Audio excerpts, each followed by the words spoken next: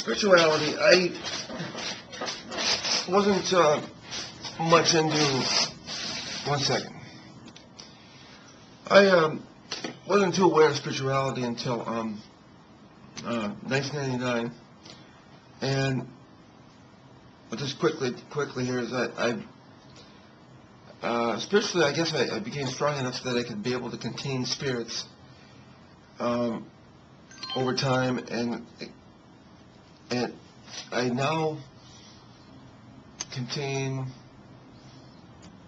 every dead spirit since existence, and every live one. So, in other words, if you're alive and listening to this, your essence is part of my spirituality. I'm not really sure how that can be happening. I'm not even sure it's quite. Well, I know it's not real, but I think it's true.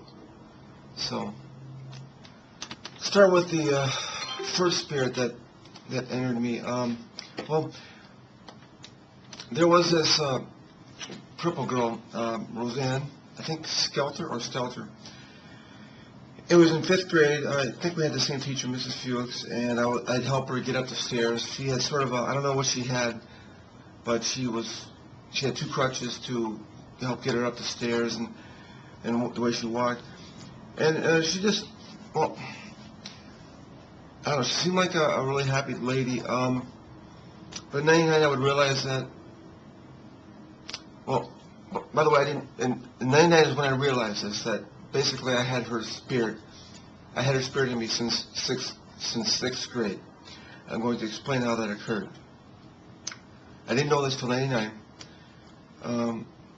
But evidently she had a fondness for me because I was helping her out, and I'm not sure she liked me. Again, we're in 5th grade, and I'm not sure what that, what all that, but she had a fondness, I guess a deep fondness for me. I don't know whether she liked me, loved me, or whatever, but anyways, I can attract spirits if they really like me. And like I said, I don't know what form of life she had, but she evidently liked me enough that I'm going to explain what happened to her. After 5th grade, right beginning of 6th grade, or during the summer, I had found out that she was mowing the lawn, and the lawnmower tipped over and killed her.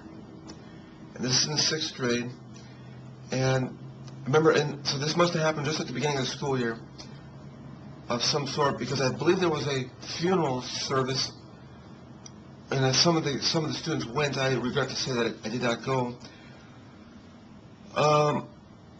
But it didn't stop the fondness. What happened wasn't I didn't log it or anything, but what happened shortly after this is I'm in 6th grade class with Mrs. Peterson, and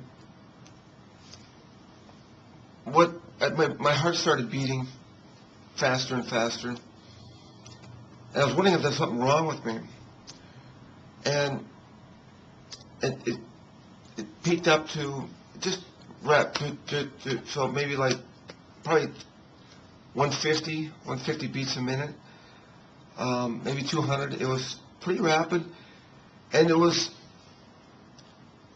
who could remember much about 6th grade, but it was a very memorable experience.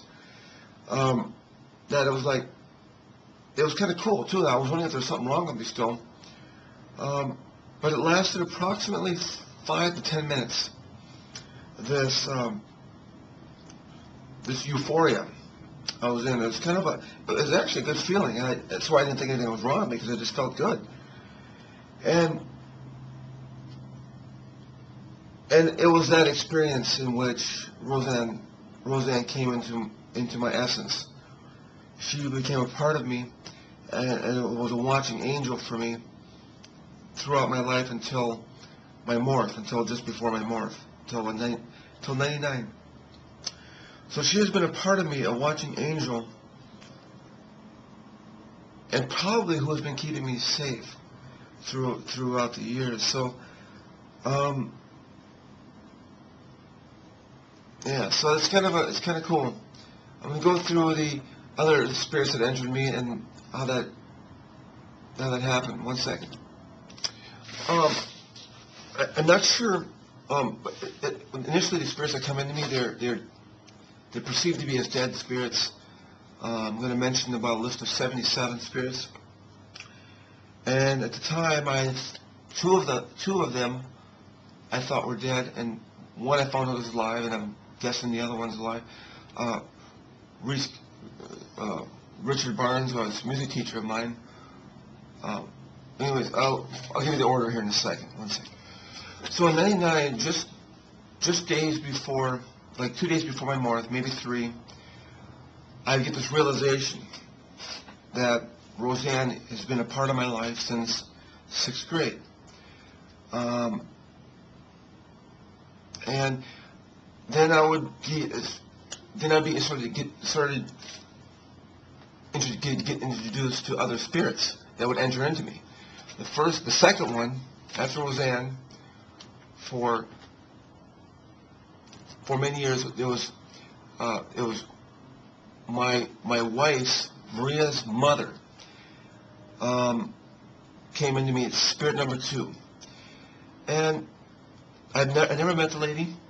What happened is I sort of eloped. I sort of got married. Yeah, sort of eloped. After meeting Maria in the Bahamas, she took a visit up to Norfolk, Virginia, and we eloped. And it was we got married, and just a chat, just a little with the priest, whatever, in the government office. I forget how that. Not a church or anything, but just a guy and us two and got married. Anyways, we got a phone call that she had died or had a stroke. Almost that same night or the following day, we got the phone call. And Maria went home. I think she died pretty soon after that. I'm not even sure she was conscious after the stroke, but she died fairly soon after that. So I never met the lady. Seen a couple pictures of her, but evidently she had a fondness for me, for marrying her daughter, I guess. And I'm sorry I never met her, but she's spirit number 2. And I regret to say I don't even know her name. Just my wife's mother. Then the third spirit is her son, or Maria's brother, Wade Cartwright. And what happened with him is we're pretty close. He's probably, other than my wife, Wade was the closest to me on the in-laws.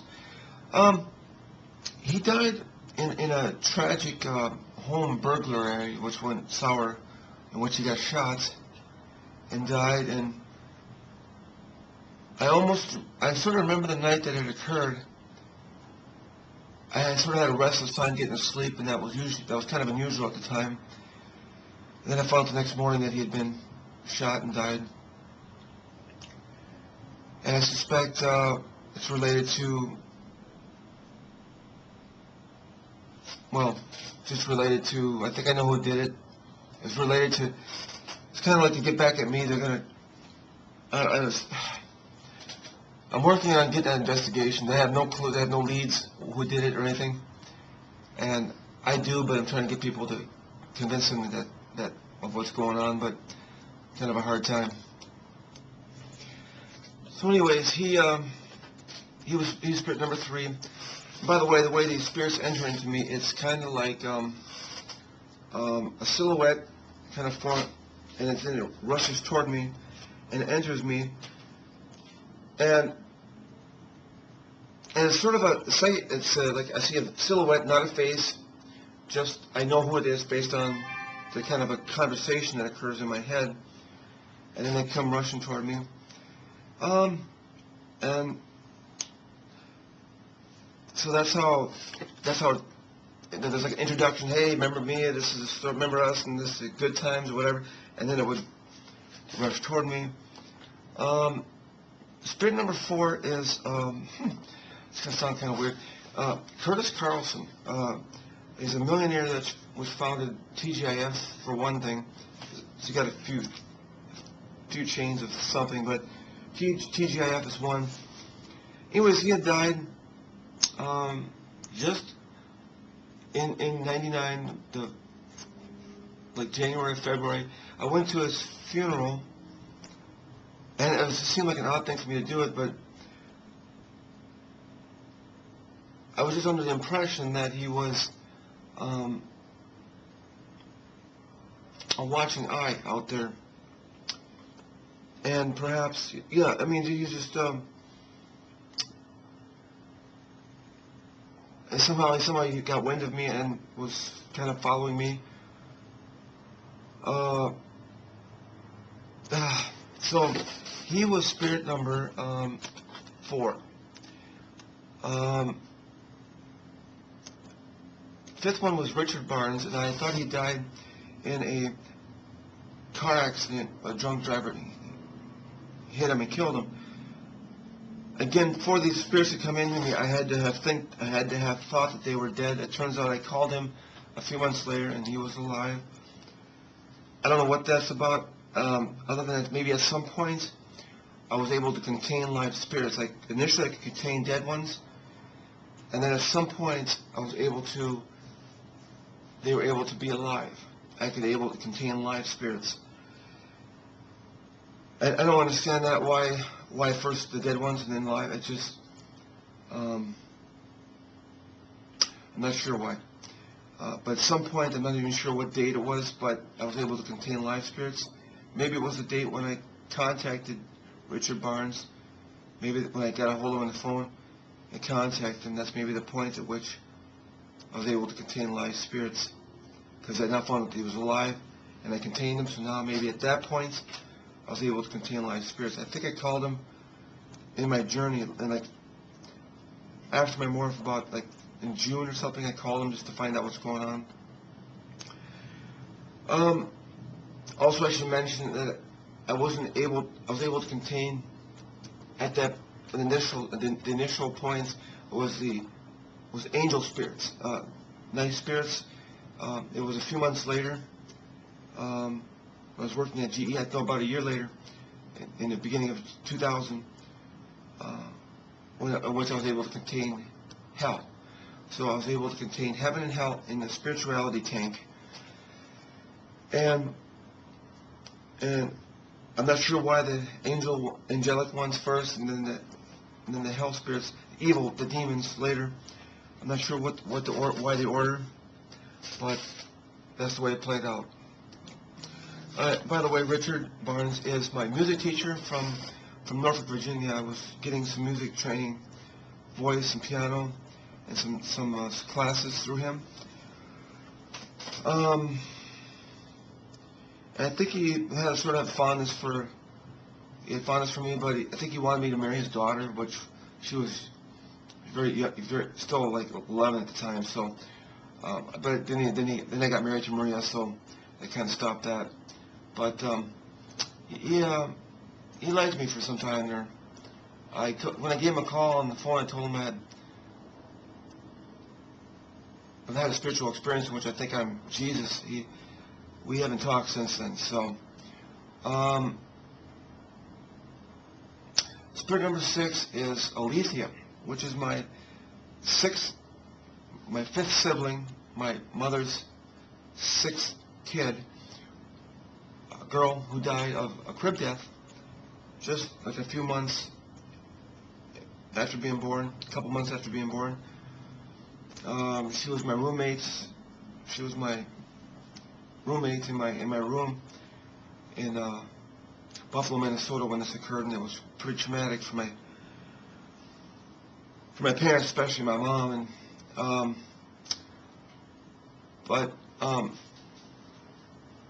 she came to me, and then she spirit number 6 came to me, kind of an introduction of, hey, like, why weren't you thinking of me more? Kind of like that. Then comes rushing in, almost like she's a little mad, comes rushing into me.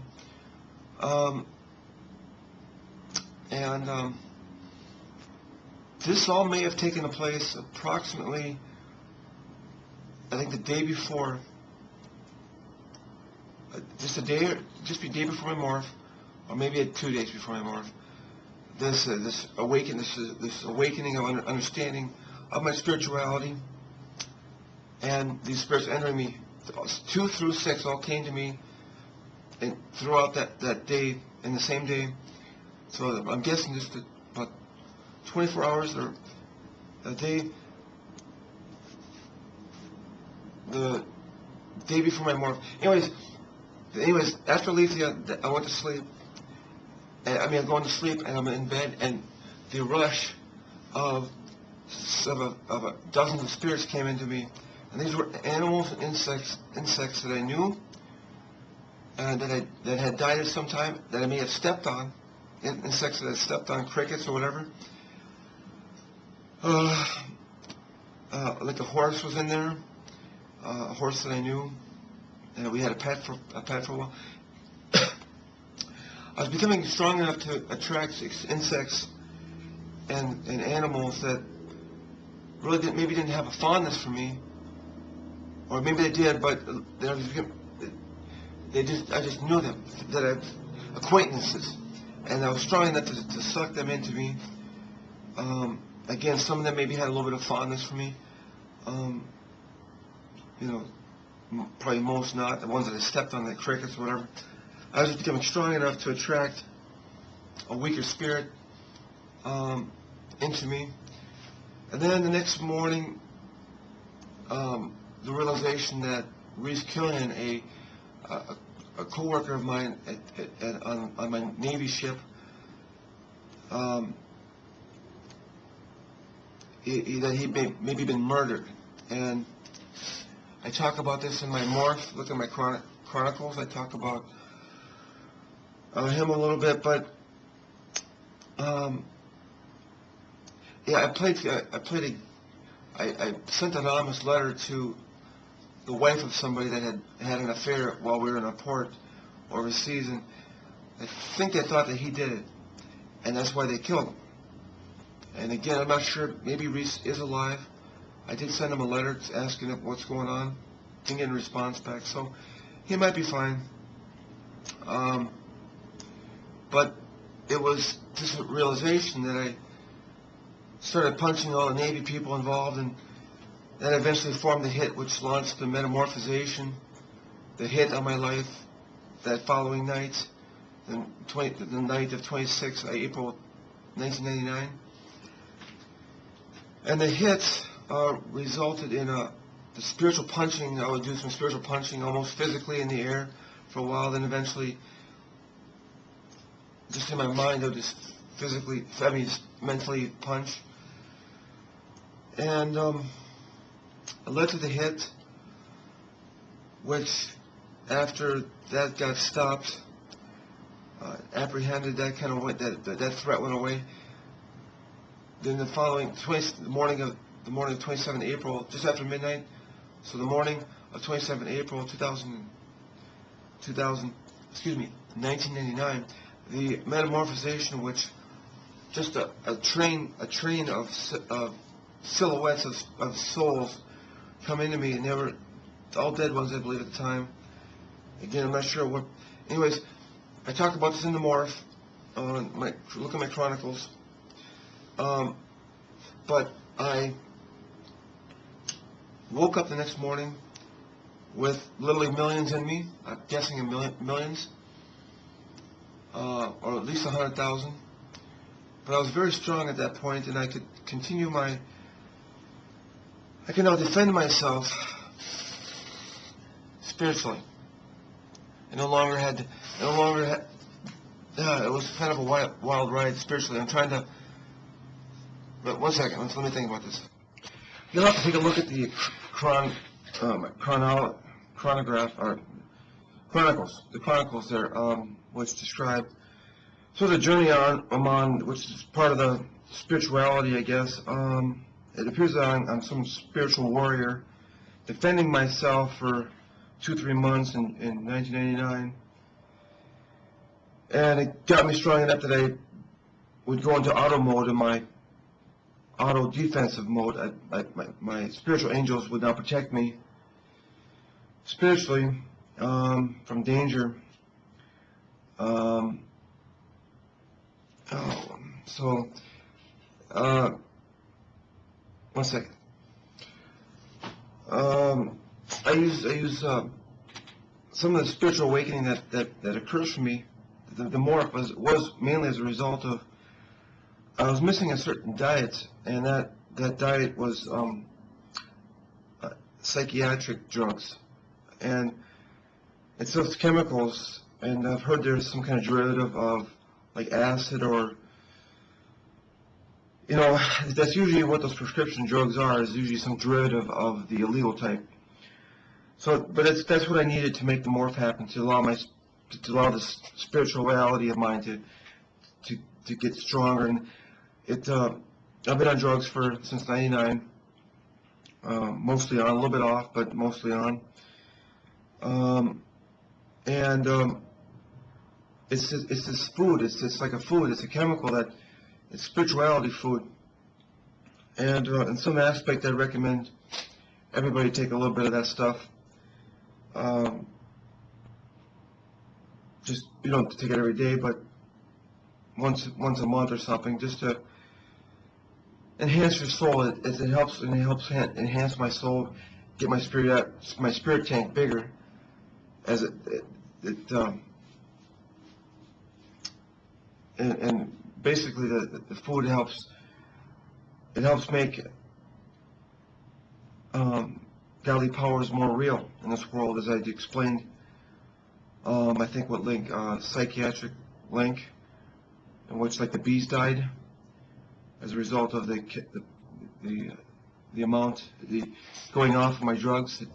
What I've noticed is that you go on the drugs for a week, you need to go off them for 3 days in order to experience the effect of the drug. I'm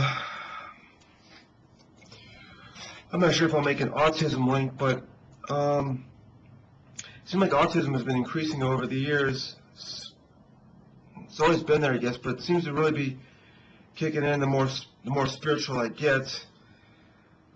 I think it coincides with the amount of drugs that I'm being force-fed. Autism to me is like the soul is asleep. They're not quite awake. These kids aren't quite awake, and it might be kind of similar to how drugged up I am. I'm not quite awake. I'm so drugged up that I'm asleep. And, if there's some relation between my spiritual tank and the spirituality of a soul out there that's not awake, it could be the drug relation. So it may take some time to find out what's going on there. But some people don't think that the soul exists or the spirit exists, and they just don't believe in that. I guess it's because the spirit and God and all that stuff is not quite in the realm of reality. So it's really you have to almost, I don't know. You can't touch a spirit, so it's kind of hard to tell. But I guess they say that you lose a little bit of weight when you die because the energy released. I know that there's a spirit and soul, and I know that there's a God, but it's hard to convince others that are more into reality, like I guess you could say maybe atheist or agnostic, that this exists. But it does. I took there's hardly little way to be able to measure one's spirituality, but I did take a Kirlian scan via a GDV unit, which is a gas discharge visualization. That was back in 2003, and it pegged the sixth chakra, which is the mental chakra, the third eye right up here. And then some people may say that that's God's eye, the third eye. So anyways, there's little realization there's a lot of speculation about that whole technology, so it's hard to take off with that, and I'm unclear what happened, but if it was true, turns out that it's not a very scientific method, that people don't believe in it much. So, I was working in Sioux Falls at GE when I found out that I could hold hell or demon spirits. I guess for a year before that, it was just the nice ones. I guess there's two types, and nice and evil, or angels and demons. And what was interesting is that I got this phone call. It was and Noah Allard heard it on the phone. I had to show him. I had to let him listen to this. It was just a message on my answering machine at work. It says it's a scratchy voice. It's a hissy voice and a bunch of static. And it says, "I want to go back." It's more like it's so hissy. It's like, "I want to go back." It's kind of like it's just I wish I could record it and save it, but I showed Noah, let him listen to that, and then it was about 1 or 2 days later. I'm at a computer screen helping somebody else, and the remembrance of that message, and then all of a sudden a silhouette of evil, a silhouette of demon spirits come into me. And I'm not even sure what that "I want to go back" means. I'm not even sure what that means yet. And usually the reason why it's been, 9 years since then, is I guess there's a time and place for when that will make sense. But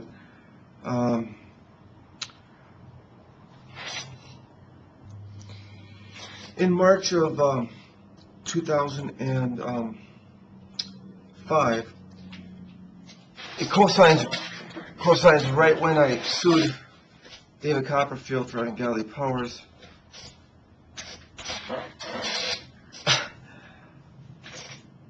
I was making up a joke. I was thinking of it. I was thinking that I could just, as a joke, that I would assume that he had my godly powers.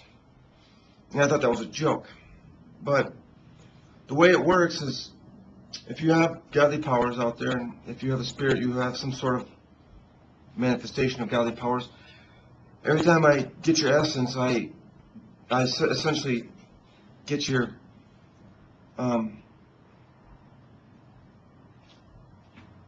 godly powers. I sort of I have your essence now. So what was in March? So I thought I was joking around about that. I thought I was connecting a joke. And also I was doing an SPD email, split personality disorder, SPD email, in which sent out to some people, in which I have to check it out, but it's one second. It's kind of where I was joking around that I sucked in Satan's spirit, and it turns out that was the final. I told you that spirits have a hard time coming into me if they don't like me. Well, there's this bitch, Satan, I guess. She exists somewhere in my mind, and I guess, there's some ways that people can sell their soul to her, or Satan somehow. First of all, I'm not sure the devil exists, but this is my story. This bitch exists that consumes souls, devours souls when they die, sells their soul. You sell your soul to the devil, and that's how this bitch gets stronger. And perhaps she's been around for 100,000 years or so, kind of very strong. And it was in March 2005 that I was able to suck in that soul, basically come into me. I didn't get a silhouette or anything. Just when I was joking around, when I thought I was connecting a joke, and that David Copperfield had my powers, that's about the time that it happened. Right there, it coincides right there. It's a lot of times when I joke around, it's actually true, and I don't even know it. But yes, David Copperfield did have my godly powers. He he uses my godly powers for his magic shows, and before that, he was using Satan's godly powers. So now, in essence, I have Satan's spirit in me. Devil, does that make me the devil? I don't know. I don't think so. I don't know what. It's just the way the story works. Like I say, it's not real. It's just it's not real yet. It might be true. It's very strange. Godly powers are very strange, very not real, and yet maybe true. Not maybe true, but is true. And so it's about that point where I was able to gather the rest of the souls that I need to. I believe when I got Satan's soul, I got all his souls too, and I took them in me, and I have everybody's essence now. I believe that was like the last. It was at March 2005 when I basically had the rest of all spirit, all life, dead and alive throughout eternity in this universe in me.